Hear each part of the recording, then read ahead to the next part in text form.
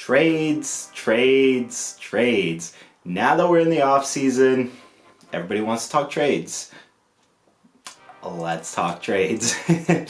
What's up, everybody? It is JJ Buckets, and today I will be taking a look at a bunch of mock trades featured on the Instagram account, Rap City. Shout out to whoever runs that account. Frankly, they're great. They're very quick about getting Raptors news and content on there.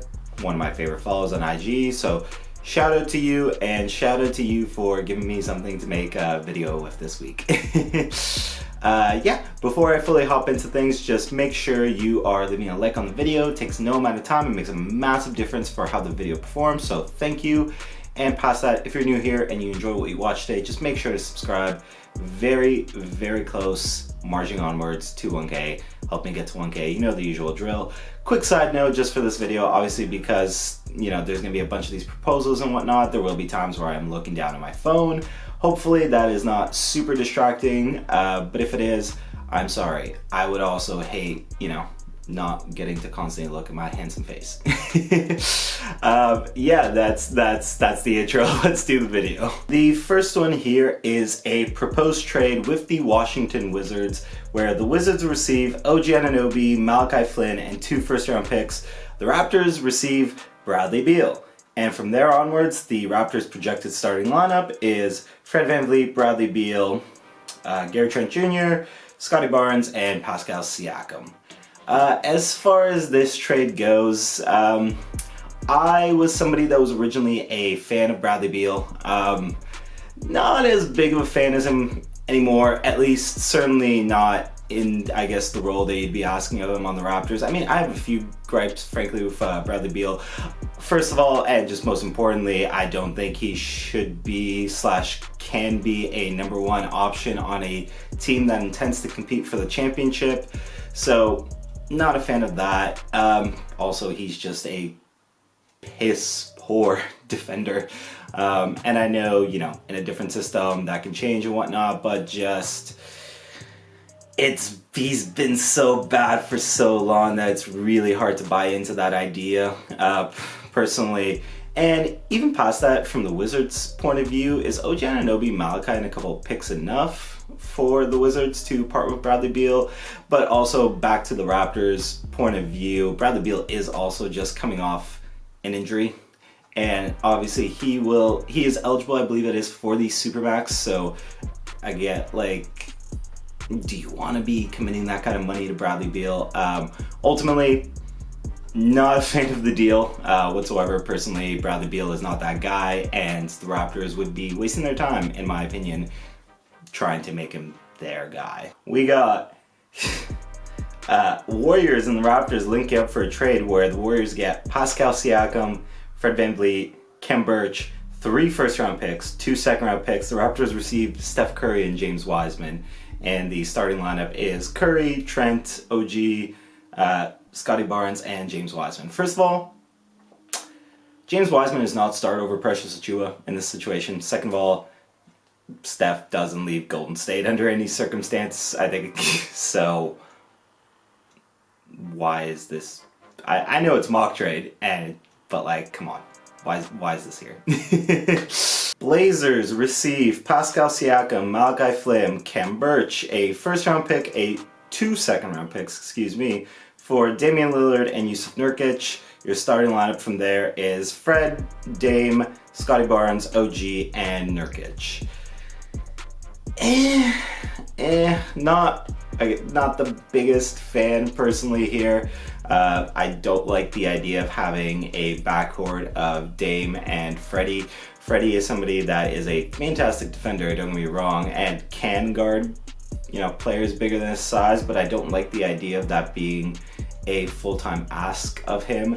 And then also, similarly to Bradley Beal, but nowhere near to the same extent, don't get me wrong, I don't think Dame is a #1 on a championship team, and like, you're giving up quite a lot here naturally as well.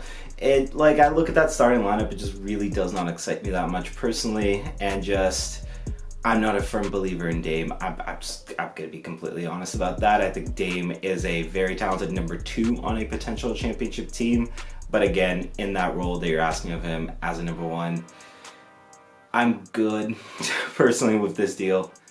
Although I beat it, I don't hate it, but I mean, I don't love it by any stretch of the imagination. Oklahoma City receives Gary Trent Jr., Malachi Flynn, 2 first-round picks, 2 second-round picks. The Raptors receive Shai Gilgeous-Alexander. And from there, the starting lineup is Fred, Shai Gilgeous-Alexander, Scotty Barnes, OG, and Pascal Siakam. Okay. we are definitely onto something with this one, in my opinion at least.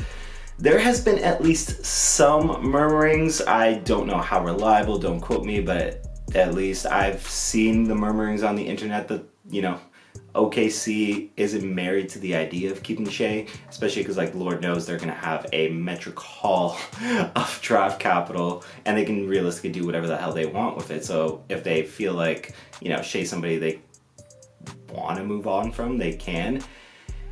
And the man is 23, which fits well with the Raptors timeline. In this scenario, I don't really know if you're giving up that much to get him. And again, like, you can debate the package.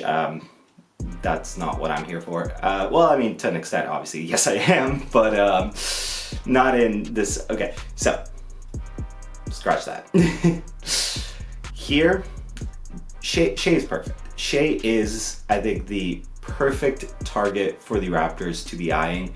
And I mean, like, obviously, is there some Canadian bias there because Shai Gilgeous-Alexander is a Canadian and he's obviously a budding star player? Yeah, of course. I mean, I think I'd be lying as a Canadian that, you know, we wouldn't want to see one of our homegrown stars here. But at the same time, you know, nationality aside, Shai Gilgeous-Alexander is a young star that you would take in any situation regardless. And in particular for the Raptors, he fills a lot of their needs, right? Like, he has that shot creating capability. He can go get his own buckets when the offense stalls out, you know, say come playoff time. And as a number one, do I believe he can grow into a very capable one? Quite frankly, yeah, I do. Again, the man is 23 and already talented as hell. You surround him with a talented young core like the Raptors, you know, including some of the slightly older pieces there that will just provide that veteran leadership, like a Pascal Siakam, like a Fred VanVleet. That's a team I really, really, really, really like, personally. Again, this is just a thought experiment. None of this is, I guess, directly rumored or in the immediate realm of possibility, but I think if there's a chance to go get Shai Gilgeous-Alexander and you're the Raptors, that's a deal that you make 9 out of 10 times. Toronto receives Rudy Gobert and Jordan Clarkson. Utah receives Fred VanVleet, Thad Young, Chris Boucher, and a first-round pick. I'm not going to spend a lot of time on this one because I already kind of have a video talking about Rudy Gobert on this channel. Please go check it out if you want the full thoughts on it. But not a fan of giving up Fred VanVleet in any deal that involves Rudy Gobert. Plus, Gobert's contract is massive. Like, do I like Gobert as a potential fit on this team? Sure. Do I like it at the cost of Freddie? No. Raptors receive Myles Turner, Buddy Hield, and a first-round pick. The Indiana Pacers receive OG Anunoby and Khem Birch. And then obviously, like, you can kind of figure out the starting lineups from there, but like, in case I do have to say it out loud, just because it wasn't in this post, but you know, Fred VanVleet, Gary Trent Jr., Scotty Barnes, Pascal Siakam, and Myles Turner, and Buddy Hield's obviously a good bench ad. Like, I don't hate it by any means. This deal is fine. Are we ready to give up on OG yet? That's, I guess, the big question there. It's like, I understand the health issues are concerning. It's definitely something I've talked about on this channel before, but are you really, you know, quite ready to move on from the idea that OG Anunoby can be a good, I'd say, I guess, third star as a part of this core moving forward? That's the question that I think needs to be asked. Ultimately, at the end of the day, I don't know whether or not I'm doing this deal, despite the fact that I love Myles Turner and the idea of adding Myles Turner to the Raptors. But at the price of OG, it makes me second guess it just enough. Last one here. Phoenix receives Gary Trent Jr., Khem Birch, I guess a second round pick, and the Raptors received DeAndre Ayton and Cameron Payne. Again, this is a little similar, my first point here, to stuff that I have talked about in my video where I discussed Rudy Gobert. I don't like the idea of giving up shooting for a center. With Gobert, obviously, the talk was more so Freddie. With this conversation here, it's Gary Trent Jr., but again, just not a fan of giving up shooting on this team. You don't have a lot of it to begin with, so maybe not. I understand the appeal of DeAndre Ayton, though. Don't get me wrong. I've seen a lot of Raptors fans talking about Ayton as a potential sign and trade target this offseason for the Raptors because, quite frankly, it looks like that marriage in Phoenix is not a happy one, and there's I'd say fairly good chance that he has a new team this offseason. Do I think it should be the Raptors via sign and trade? I don't hate the idea. Obviously, he's still young enough and still has a lot of potential. Whether or not you believe in it is a different discussion. And obviously, you have to send something back to Phoenix in return here in the sign and trade that would obviously be worth their while. I just don't love the idea of it being, quite frankly, any major member of the core, really. To an extent, which is what makes me hesitate about the idea of adding DeAndre Ayton, especially because that man's going to be coming at fairly big money, so you're going to commit a lot financially to, this guy and his potential. I don't know. It's again one of those where I don't hate it, but I'm not, quite frankly, in love with the idea either. And that wraps things up for me. What do you folks think about some of the packages that we've seen here? Comment section is right below, so drop it in there. I love reading other people's thoughts, and obviously every now and again I actually get back to them and reply. I haven't been as great of that recently, so I apologize, but believe me, at the very least, I'm reading all of it, and it is very interesting. And I love just some of the thoughts that are shared in the comment section on my channel, so drop it. Other than that, folks, you know the usual drill. I said at the beginning of the video, I'll say it one more time. If you enjoyed what you watched today, like the video, it does not take a lot of time, but for me, it makes a huge difference. And if you want to really make a huge difference for me and you're new here, subscribe. Again, every subscriber helps, and I love all of you. Other than that, sorry folks if I am a couple days late with this video. Normally I post on either a Thursday or Friday. This week I just kind of needed the mental R&R those days, so I'm a few days late with this one, but hopefully you're still enjoying it.